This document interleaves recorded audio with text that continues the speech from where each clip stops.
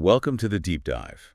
Today, we're venturing into Belgrade, Serbia, a city where you really feel that Balkan soul meeting. Well, a kind of European sophistication. It really does. And it's right there, isn't it, where the Sava and Danube rivers come together. Exactly. A place with this immense history, like 7,000 years. Yeah. And over 115 conquests. Yeah, it's staggering. Makes you think how all those layers, shaped the city we see today. Definitely. So our mission for this deep dive is basically to cut through all that and find the most interesting, most insightful things to do in Belgrade. Right. We've gathered insights from, local historians, restaurant owners, cultural folks, and mixed it with our own digging around. Trying to get to the real essence of it. Precisely. Okay, let's dive in, starting with Belgrade's historical core. You pretty much have to start with the Belgrade Fortress and Kalemegdan Park, right? Absolutely. You can't miss it. The fortress's location, right at that river confluence, it wasn't just scenic. No, it was strategic. Hugely strategic. Totally. Control over waterways, trade routes, east meeting west. It was all happening there. And the fortress itself spans, over 2,000 years of fortification? That's right. Though much of what you see standing today, the really impressive walls and structures, that's mostly from the 18th century. Still, you can feel the weight of history. But it's not just history, is it? You mentioned the views. Oh, the views are breathtaking. You get these amazing panoramic sweeps of the rivers merging and the city. It's spectacular. Sort of connects the past right to the present. It really does. And if you're planning to go inside the main buildings, they're generally open Tuesday to Sunday, 11 till 5. And the cost is pretty reasonable. Yeah, around 600 Serbian dinars for a combined ticket, which is what, $5-6 US? Something like that. Good value. Now, Kalemegdan Park, it surrounds the fortress. It does. And it's not just, a park next to the fortress. It feels completely integrated. Like an extension of it? Exactly. It's Belgrade's biggest park, and you can wander along the riverbanks, always catching these glimpses of the fortress walls. It sounds lovely. Almost like the park is paying respect to the fortress. That's a nice way to put it. What I find interesting is how it used to be purely military ground. Right, off limits. And now it's this vibrant public space, people relaxing, strolling. You've got the Sava Promenade for views, that fisherman's sculpture fountain. Ah, yes, I've heard of that. Yeah. And the Monument of Gratitude to France. That's there too, reflecting historical ties. And the Grand Staircase, quite dramatic. It's where history just lives alongside everyday Belgrade life. A city embracing its past but living now.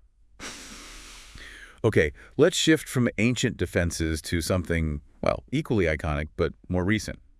The Temple of St. Sava. Ah, yes. You can't miss it on the skyline. That huge, gleaming white building. Opened in 1935, right? So yeah. Relatively modern in the grand scheme of Belgrade history. Relatively, yes, but deeply significant for Serbia. The scale is just immense.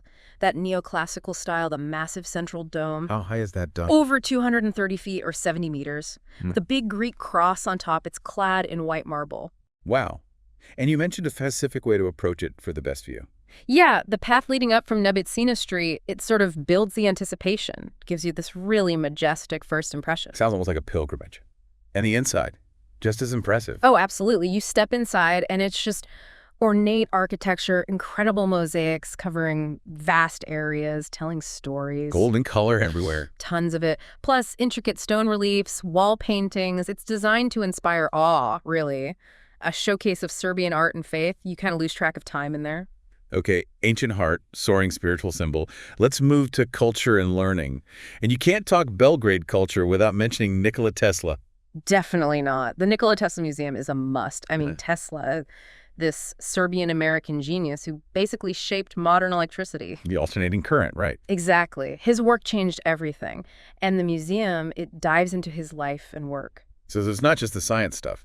No, that's what's great. You see the technical objects, the inventions, which is fascinating in itself, but you also get personal belongings, clothes, medals, and it makes him feel more, human. Connects you to the person behind the science. Precisely. And quite movingly, they actually have his ashes there. Really?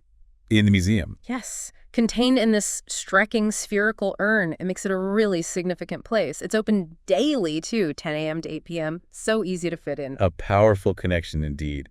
Okay, for a broader sweep of history and art, there's the National Museum of Serbia. Yes, Belgrade's biggest and oldest museum. Prime location, too, right on Republic Square. Trade Republic. That's the one.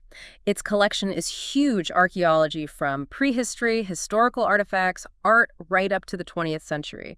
It really reflects Belgrade's role as a crossroads. So what kind of things stand out? Any highlights? Well, the Vinca sculptures are pretty amazing. They're from the 6th and 5th centuries BC, gives you a glimpse into this incredibly early European civilization. Wow. And more recent art. Loads. Lots of key Yugoslav artists like Jovan Bišelić, Peter Dobrović. You get a real sense of the region's artistic identity. But not just local artists. No, they have international big names too. El Greco, Picasso, Matisse. It puts the Serbian art in a wider context. A great mix. Now, for something completely different, a bit of peace and quiet, the Jevremovac Botanical Garden. Ah, Jevromac. Yes, a lovely little oasis. It actually belongs to the University of Belgrade. So it's for research, too. Exactly. But it's open to the public. It's just lush scenery, nice walking paths, these beautiful old greenhouses, a real escape from the city buzz. Sounds perfect for a break. Anything specific to see there? Definitely check out the Japanese garden, very tranquil. And there's a beautiful Victorian-style greenhouse that's worth seeing. And opening hours? Costs? Open daily, 11 a.m. to 4 p.m. usually. And entry is quite cheap, about 400 dinars for adults, 150 for kids, so maybe $3.70, $1.50 roughly. Very accessible. Okay, we've done history, art, nature. Let's get into the city's vibe, the experiences. Nizhny Kralova Street has to be key here. Oh, absolutely. It's more than just the main pedestrian street or shopping zone. It's really the beating heart of Belgrade. Got that real energy. Totally. It's lined with gorgeous 1870s buildings, so it's one of the older streets too. It just blends vibrancy, history, culture. It's all there. So what do you do there? Just walk? Walking and soaking it up is key. Admire the architecture, definitely. Browse the shops, the boutiques, stop at a cafe. People watching. The best place for it. And trying Serbian food, of course. The notes mentioned a place called Snezhana, known for cakes, coffee, even pizza, apparently. It's a place you could spend hours. Easily. Just embrace the flow. Okay, from strolling to splashing. Aqua Park Hollywoodland sounds intense. Well, it's Belgrade's first proper aqua park, designed for fun, really, for all ages. They're for families, then. Definitely. Water slides, play areas for kids, but also stuff for adults, an outdoor pool, maybe grab a cocktail, there's a sauna. Oh, more than just slides, then. Yeah, fitness center, an Olympic pool if you're serious about swimming, even salt rooms and jacuzzis, restaurants. It's quite comprehensive. Like a resort day. Kind of. And Yeah. a tip. Apparently it's cheaper to go on weekdays. Good to know. Sticking with family-friendly, but different, Beozuvirat. That's the zoo in Kelmegden Park? That's the one, right there in the park grounds. And it's one of the oldest zoos in southeastern Europe, opened back in 1936. So it's got history, too. Is it large? Not huge, about 17 acres or 7 hectares, but they pack a lot in over 200 animal species. Wow. Any star attractions? Well, they have a white Bengal tiger, which is pretty special, Asian elephant, African leopard, lions, some really impressive animals. So maybe plan your route inside. Yeah, probably a good idea to figure out what you most want to see first. Tickets are around 615 dinars for adults, 450 for children, about $6 and $4.20. Okay. Now, how about seeing this city from a different angle?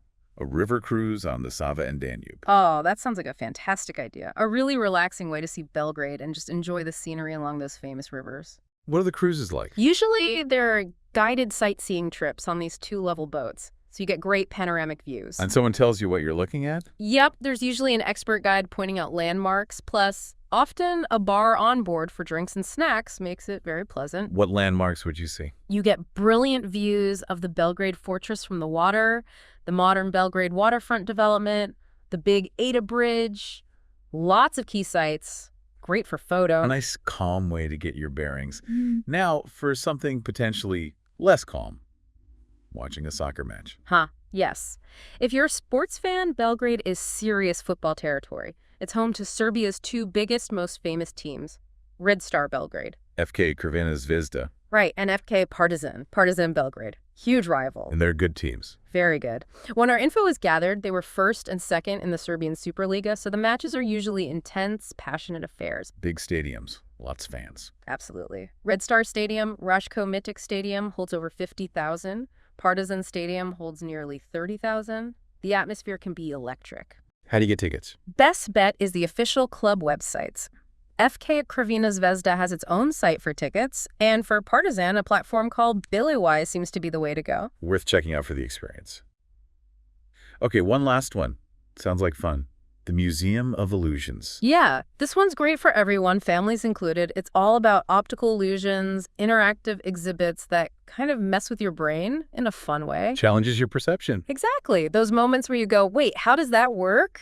It's playful and surprising. Any examples? What kind of illusions? Things like the Ames room, where Yeah. people look like they shrink or grow depending on where they stand. The clone table, where you see multiple versions of yourself. Oh, creepy. And the head on the plate illusion always gets a reaction. It's open late too, 9 a.m. to 9 p.m. daily. And tickets. Around 900 dinars for adults, $650 for kids. So maybe $8.40 and $6. Okay, so wrapping up our deep dive on Belgrade. It really feels like a city with so many layers. History, culture, modern life, fun experiences. It truly does seem to blend it all. Ancient forts, stunning churches, science museums, lively streets, relaxing gardens, even illusions. There's something for pretty much every interest. Yeah, this overview gives you a great starting point, doesn't it? But you feel like the real experience is just exploring it yourself. Absolutely. Wander, get a little lost, find those hidden spots. That's where the magic happens, I think. Right. And that leads us to our final thought for you to ponder. Belgrade's always been this crossroads, right, for millennia. How might that legacy, that strategic position between worlds, how might that continue to shape its identity, its future, in our super-connected world today? It's a fascinating question, something to think about long after you've visited. Definitely. Thanks for diving deep with us today.